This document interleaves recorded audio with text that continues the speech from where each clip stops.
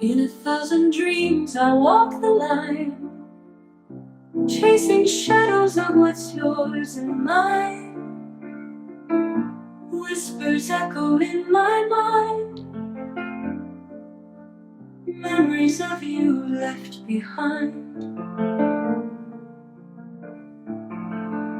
Through the storm and through the rain, I can hear you call my name in the night.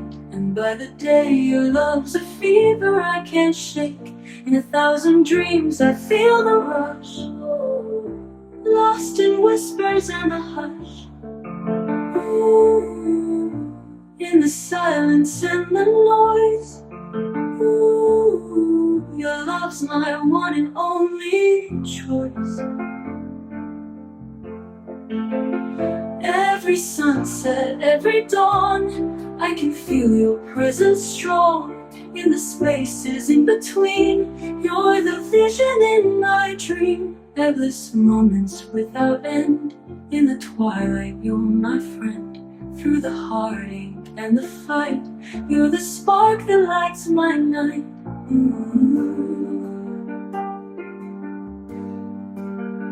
In 1,000 dreams I hold you tight, through the dark and through the light. Ooh, in my world that's torn and rough, yours is the love. Nelson Mandela and Winnie Madikizela's marriage, love story. Amidst the struggle to liberate South Africa from colonialism and apartheid, are a compelling and inspiring narrative. Their gripping and moving story are told in 2 videos. Video 1, titled Winnie Mandela's Faith Was Higher Than Hope.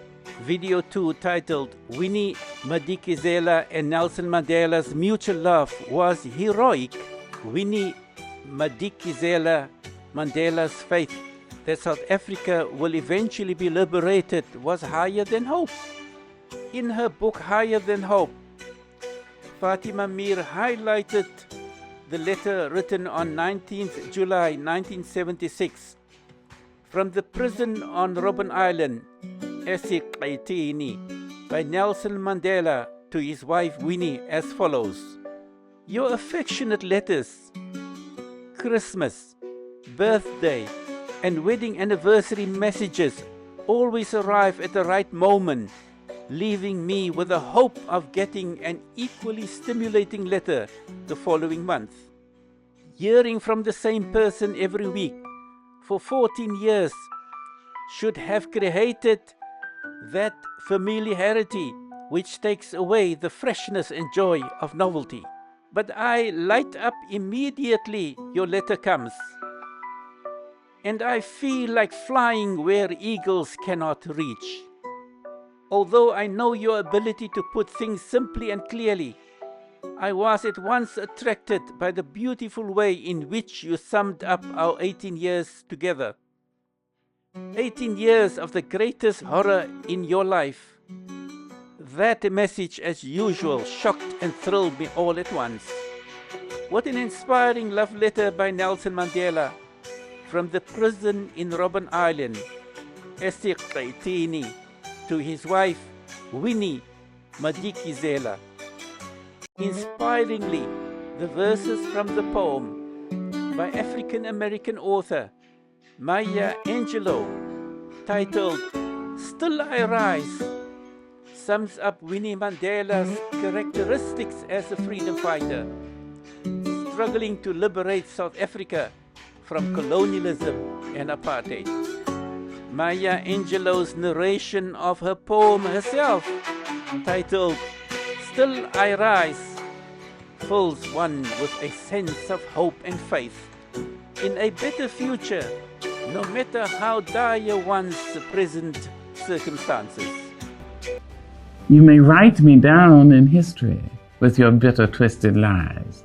You may trod me in the very dirt, but still like dust, I'll rise. Does my sassiness upset you? Why are you beset with gloom just because I walk as if I have oil wells pumping in my living room? just like suns and like moons, with the certainty of tides, just like hope springing high. Still I rise. Did you want to see me broken? Bowed head and lowered eyes, shoulders falling down like teardrops, weakened by my soulful cries. Does my sassiness upset you? Don't take it so hard just 'cause I laugh.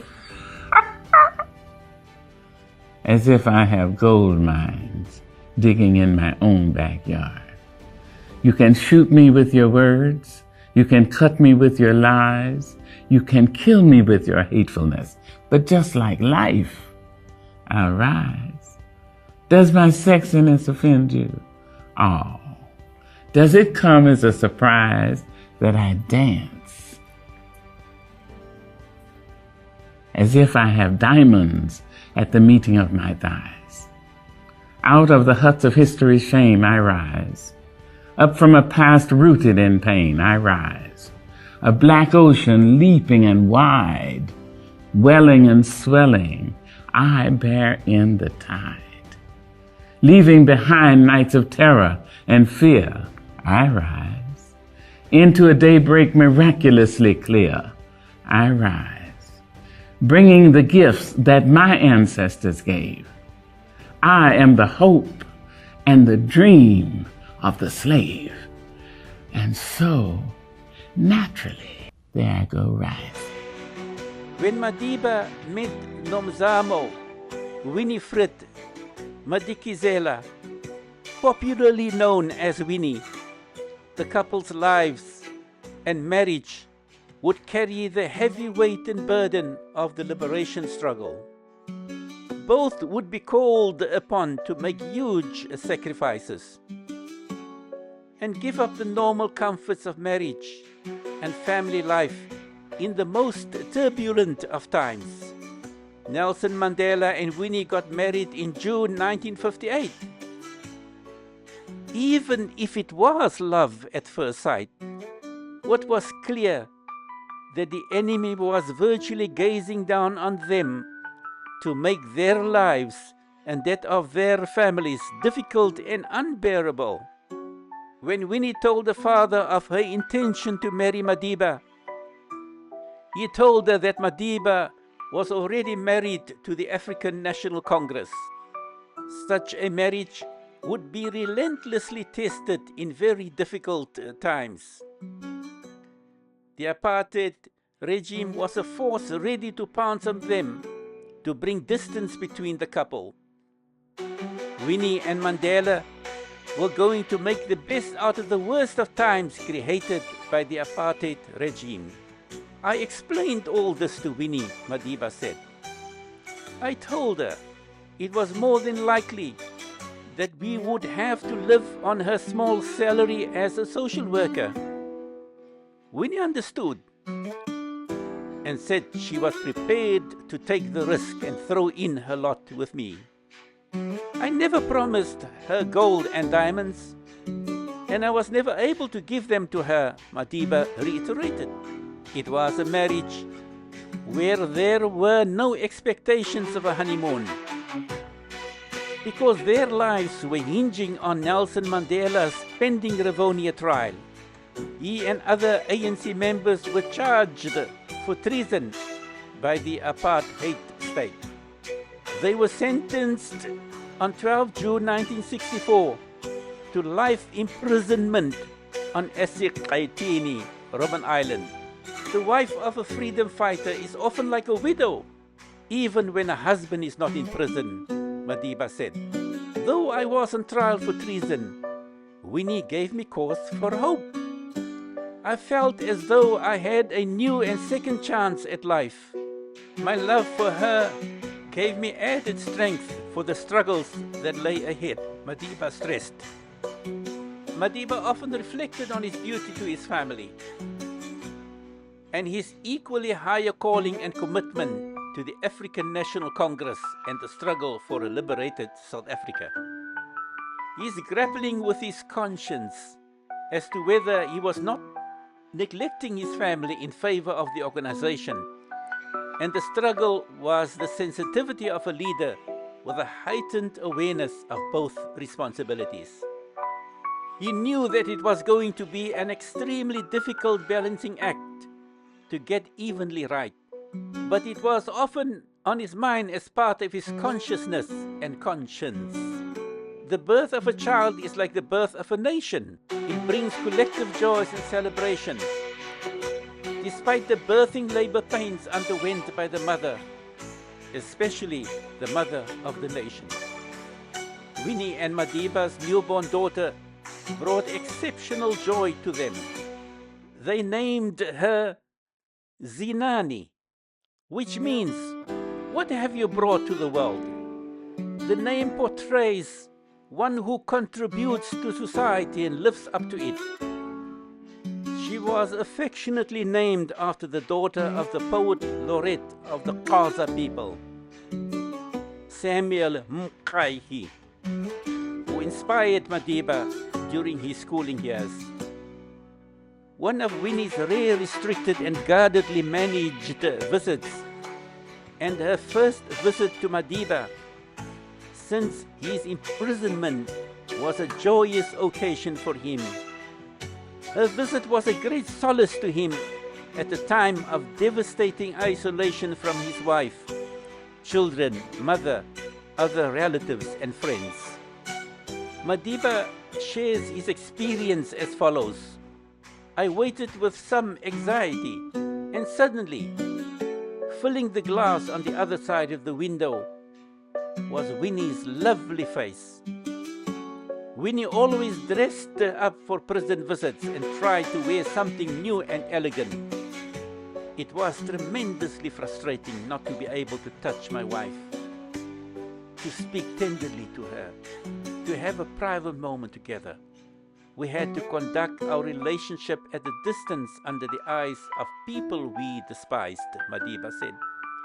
"I could see immediately that Winnie was under tremendous strain.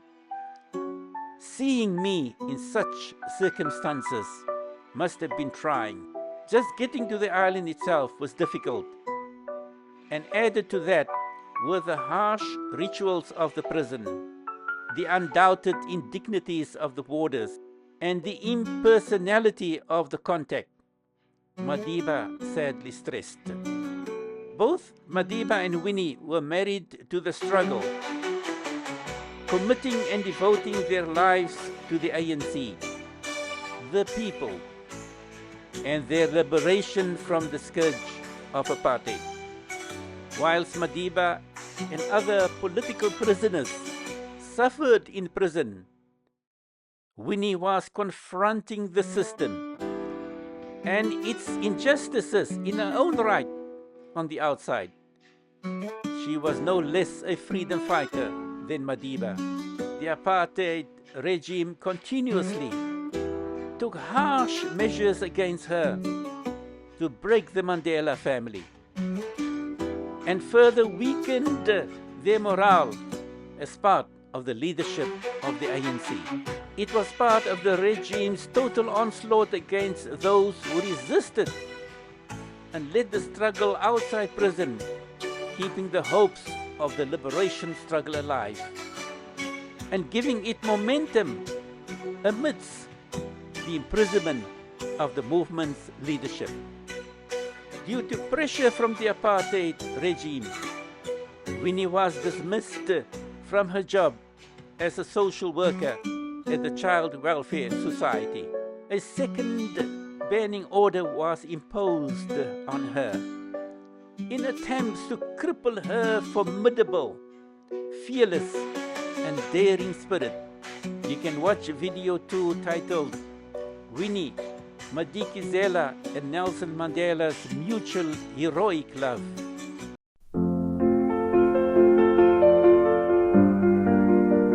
In 1,000 dreams I walk the line, chasing shadows of what's yours and mine. Whispers echo in my mind, memories of you left behind.